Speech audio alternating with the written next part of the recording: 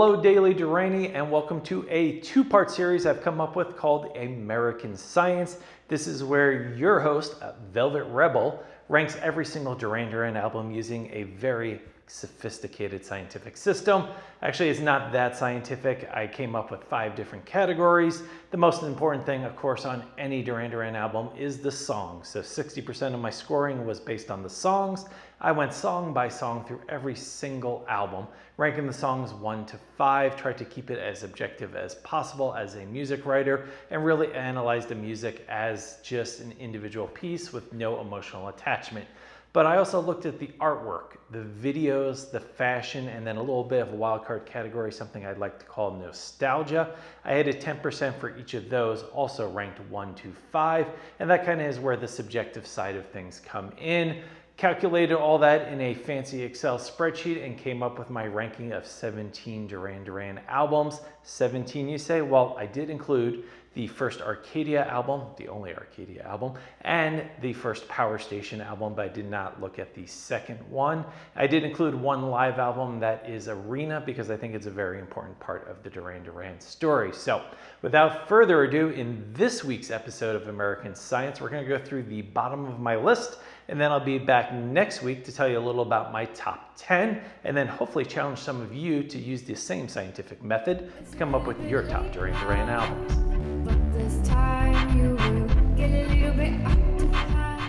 And coming in at the bottom of the list is Pop Trash.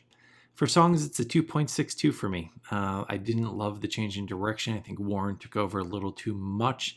Mars Meets Venus, Ladies Annex. There's a few decent songs there, but nothing really scratches the surface of what Duran Duran was all about. The artwork, I thought was actually really well done. I'm a Vegas guy, so maybe it's the Liberace reference I like.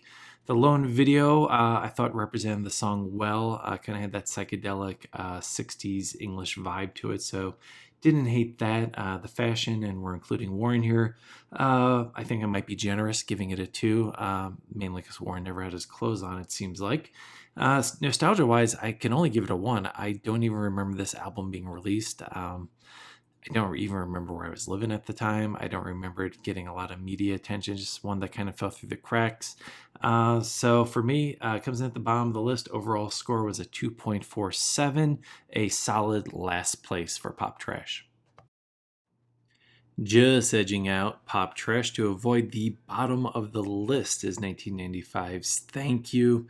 Look, I know a lot of people love it, and there are some really decent moments on it. Song-wise, I only gave it a 2.64, but there are some songs I do appreciate on there. Thank You, I thought was done well. Lay Lady Lay. White Lines, of course, is a concert staple. However, a lot of the other songs just don't work for me, and it's also frustrating because of the potential of this album. The bands that could have paid tribute to, bands like Japan and Roxy Music, and even Kraftwerk to a certain extent. I thought the videos actually did well. Perfect Day is probably my favorite for, just the fact that Roger's in it. I thought the color scheme of it was really cool. The fashion was kind of hit or miss at the time. I don't think John was in the best frame of mind. The artwork was a complete bust. I only give that a 2.0. So much potential there, do something unique, and they really just didn't. Nostalgia-wise, I can only give it a 2. I remember it came out. I wasn't a huge fan of the Wedding album, and this really didn't do anything for me either. So 2.58 overall, second to the bottom. Next up on the list is Liberty, and this one surprised me a bit. I thought I would have it a little higher. Songs came in at a 2.73. I think it's a bit of a schizophrenic album. I had some songs ranked pretty high, but some, especially on the second side, are absolutely dreadful within the Duran Duran canon. Artwork, I gave a solid 4. I think it's actually very well done. I liked it when it came out. I still like it today. Video, I gave it a 3. I thought Sirius was a little boring and could have been more creative, but I thought Love's Taking Over was well done. I'm not sure they knew what to do with the models, but at least it still had that aura of Duran Duran. Fashion, I gave a 3. I guess Warren was mostly dressed at that era.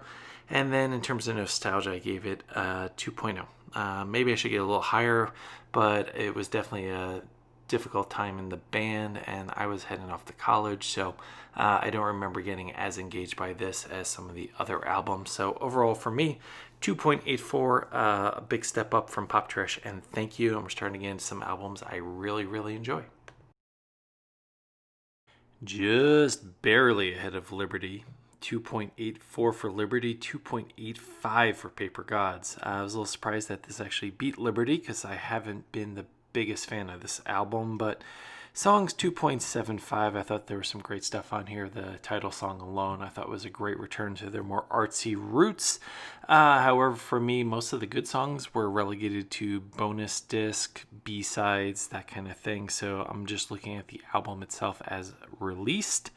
Artwork, I gave it a 3. I actually would have said 2 originally, but the fine writers at Daily Duranie made a strong case for why it is a successful album. So gave it a 3. Video, 2. I can't even watch Last Night in the City because the song drives me up a wall most days. And Pressure Off was an opportunity wasted. You have Janelle Monáe, you have Nile Rodgers, and you just turn out a black and white performance video. Very dull. Fashion on point. 4. They look great these days, and that's awesome. And I'm a huge fan of when they wear the Punk Masters t-shirts, and that's why I keep buying them myself. Nostalgia, highest score so far, 3.0 for me. It's the tour I've seen the most shows from, mainly due to geography. They seem to play Vegas constantly. So 2.85, just edging out Liberty. Next up is the reunited Duran Duran with Astronaut, all 5 guys back together again.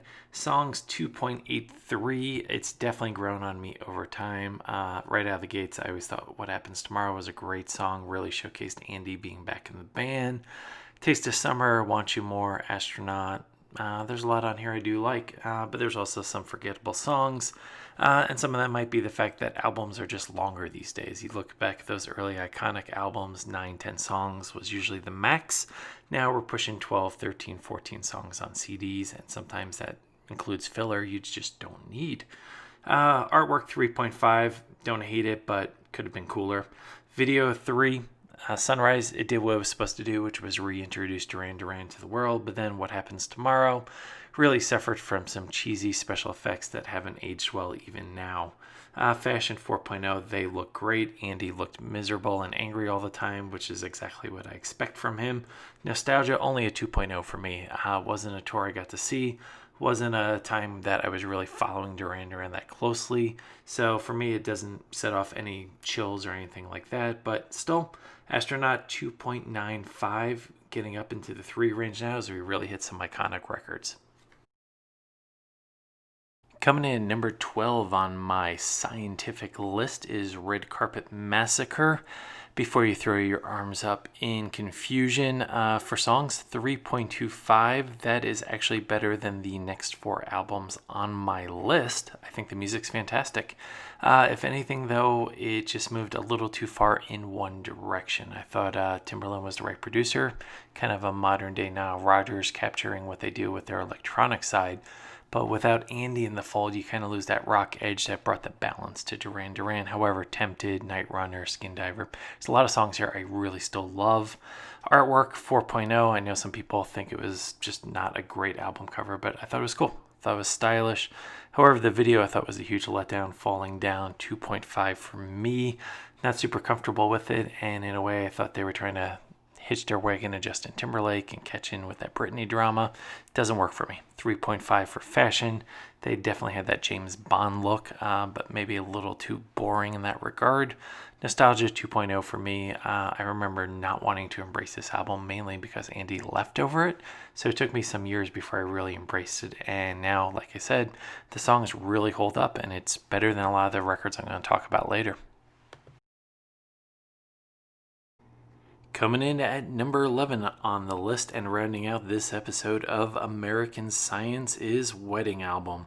Songs, only a 3.08 for me. The 3 singles, fantastic in terms of Too Much Information, Come Undone, and Ordinary World, Breath After Breath, I Could Do Without.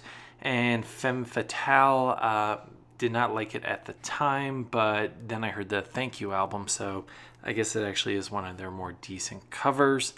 Artwork, loved it. I still think it holds up. Great decision to put something different on the cover than them, given the market for Duran Duran at the time. Loved the videos, thought they were all very stylishly done. Too Much Information was a lot of fun, and Come Undone is absolutely gorgeous to look at. As far as the fashion goes, 3.0 for me. I love the fact that Nick Rhodes was apparently sponsored by a bag of Skittles during that era. I think they've had better eras fashion-wise, but still it's very colorful and fun.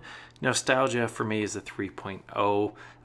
It was an exciting time to be a Duran Duran fan because they were back, top of the pop charts. The tour was really exciting, so overall, it was a fun experience. Wedding album, 3.25 for me. Just misses out on the top 10 Duran Duran albums or projects. See you again soon for another episode of American Science.